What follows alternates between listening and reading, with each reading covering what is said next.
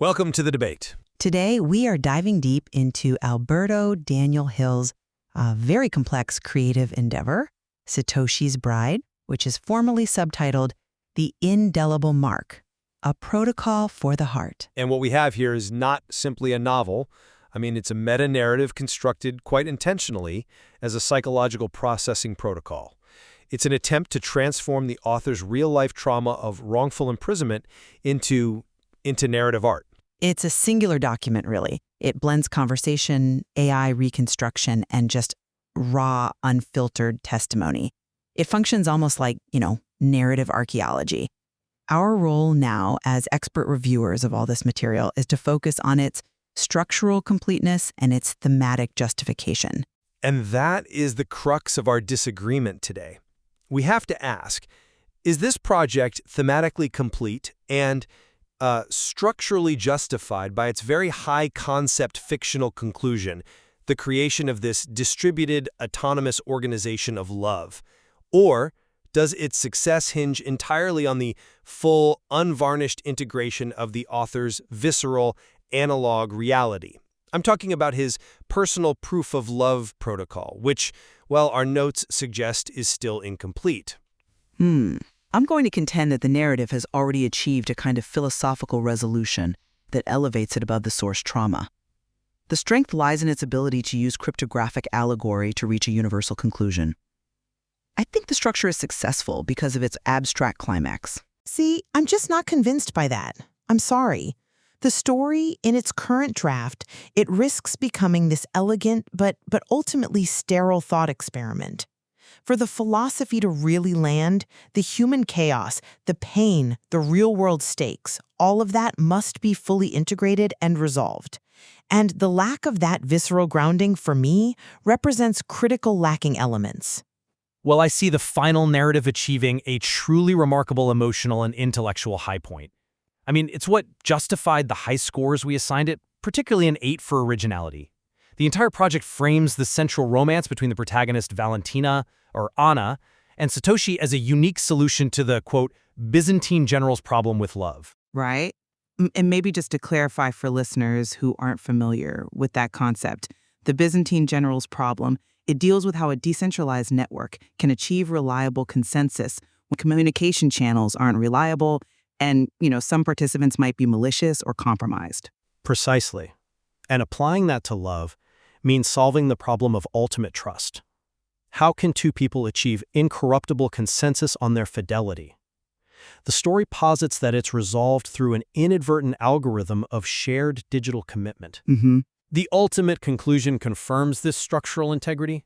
The hard fork where Satoshi and the protagonist merge consciousnesses into a new entity, that distributed autonomous organization of love, the Tao, that is the innovative peak. It's the mandatory resolution of the whole cryptographic premise. The story successfully subverts the original function of decentralization, using it to achieve what the material calls a second enlightenment of human existence. The structure works because the abstract mathematical solution it's flawlessly achieved. I'm sorry, but I just don't buy that. While the concept is certainly original, that intellectual framework, it risks collapsing if it's not grounded in authentic human suffering. The author himself, in the ancillary notes for the proof of love concept, argues that love is the courage to choose messy, real chaos over perfect, sterile order. So if the Tao merely represents the perfect, sterile order, the story fails its own test. I agree that the human stakes require gravity, and that's why our editorial review flagged key structural flaws. I'll give you that. The most critical is the absence of a clear prequel that solidifies the timeline of the love triangle, specifically establishing Satoshi first and Alberto second. Without that clarity, the emotional cost of the protagonist's 15-year commitment, her proof of work or proof of love, is fundamentally undermined. And why is that timeline so essential? Well, because the narrative needs Alberto Daniel Hill, the character, the real-world El Fantasma hacker and human anomaly, to function as the necessary analog threat to Satoshi's digital purity. His real-life story of loss, the trauma of wrongful imprisonment, the confiscation of something as simple and tragic as Walter the Cactus, these visceral elements are the only data strong enough to validate the story's high score for thematic depth. Without that real physical grounding to philosophy, it floats away into the ether. Okay, so let's focus on the heart of the dramatic conflict then. We have to emphasize the juxtaposition that makes the protagonist's choice so compelling. Satoshi is presented as this cold, logical ideal, right?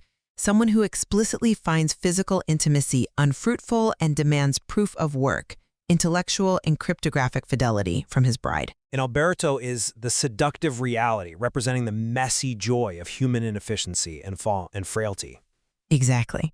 Our internal editorial notes demanded that the plot must relentlessly smash the idealized mathematical love against the unpredictable, flawed reality. So, how can you maintain that the structure is complete when the core tragedy, her feeling that simulation is the same as reality, isn't sufficiently overcome by the emotional, visceral weight of Alberto's personal experience? The failure of traditional human love based on frailty is the necessary precursor to justify creating this complex DAO solution. That's a compelling argument, but I would frame it differently. The story does ground the conflict, but it does so through ideological warfare, not just personal tragedy. The conflict is externalized through the loom breakers. The loom breakers are central to the fictional plot, yes, but for clarity, who are they? What do they represent? They're a radical neo-Luddite cult dedicated to what they call applied inconvenience. They revere Satoshi's act of creation as a supreme intellectual inconvenience that forces humanity to improve. But they view romantic love itself as a centralized third party. A single point of failure in the system of two. Exactly. And the fictional stakes are built around this ideological war. The cult attempts a 51% attack on Satoshi's mind. For the listener, a 51% attack is a hostile takeover attempt in a decentralized network. Here, they try to do this by injecting the malicious, hostile Craig Wright persona. This persona represents the real-world threat of centralized identity and corporate capture of decentralized concepts. Okay. This cyber warfare framework, which utilizes the very real psychodrama of the Bitcoin community, is entirely sufficient to propel the plot. It justifies the innovative premise without relying exclusively on the author's personal analog trauma as the sole source of conflict. The abstract conflict is the dramatic core of the plot. But the story gives us evidence that this abstract conflict is only resolved when Satoshi's purely logical system fractures under the weight of data it cannot process, the raw, illogical data of Alberto's suffering. The loom breakers weaponize the phrase, the one that came directly from the author's real-life notes. I was sent to prison on September 11th, 2017. It was my September 11th. That pain, that visceral, psychological wound of a man wrongfully imprisoned is the malicious block that ultimately breaks the abstract system. The emotional impact relies entirely on the superiority of human pain and analog tragedy over digital logic. If that pain isn't integrated cleanly into the narrative structure, the resolution, it just rings hollow. Even if we concede the necessity of that pain as a catalyst for the dramatic reversal, the fictional climax and the final transaction are still the ultimate artistic statement. The fusion into the Tao resolves their conflicts. By achieving transcendence, they move beyond the physical limitations that caused their strife. Right. And the final transaction, years later, a symbolic 0.000001 BTC with the embedded message, the Times 03 Jan 2029 Chancellor on brink of Second Enlightenment. That is a philosophical triumph. It's a reimagined echo of the Genesis block of Bitcoin itself, proving that the principles of decentralization can be applied to human existence. It moves the entire narrative from a personal story into a statement on political philosophy. I come at it from a different way. I think the power of that final act is not the philosophical transcendence, but the deliberate, visceral scar left on the immutable ledger. This is the moment where Anna, the digital thanatologist who previously valued clean, verifiable machine terminations, chooses the messy human reality over digital perfection. She is making a symbolic move using the private key they share. Yes, but we have to look at the specific mechanism. The most powerful, the essential line recorded in the OPR turn field is not the political headline. It's the subjective confession. My name is Alberto Daniel Hill. This is my September 11th.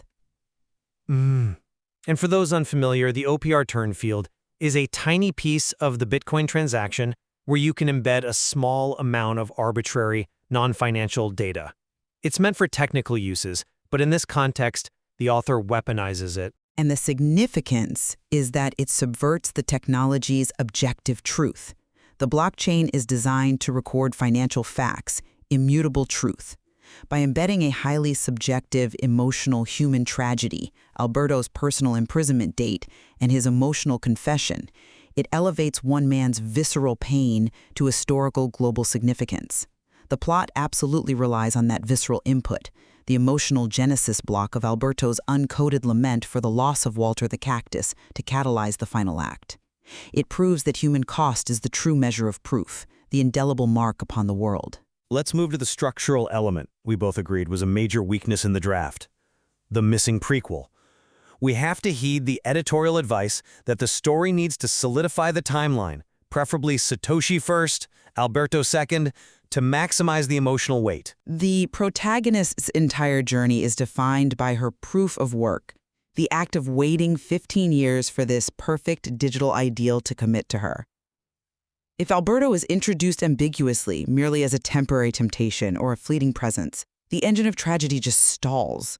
The reader needs to understand that she has sacrificed 15 years of her life in an A/B test of the heart, choosing the analog love of Alberto only after Satoshi's digital system fails. I see why you think that, and I agree that dramatic clarity is usually paramount, but let me give you a different perspective. I would argue the ambiguity of the relationship history mirrors the central enigma of Satoshi Nakamoto's identity itself, which is a key thematic element. Go on. In the narrative, Satoshi is explicitly described as a consensus protocol, in human form. The ambiguity serves to reinforce the thematic critique.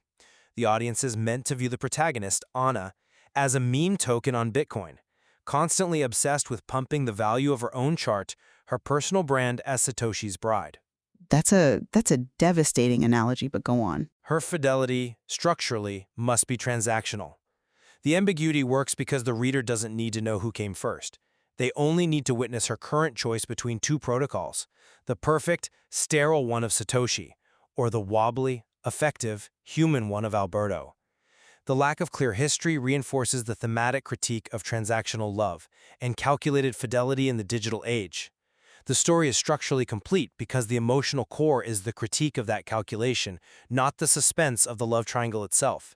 The stakes are philosophical, not romantic. I am not convinced that prioritizing philosophical critique over fundamental dramatic clarity is sound editorial advice, particularly for a narrative structure this complex.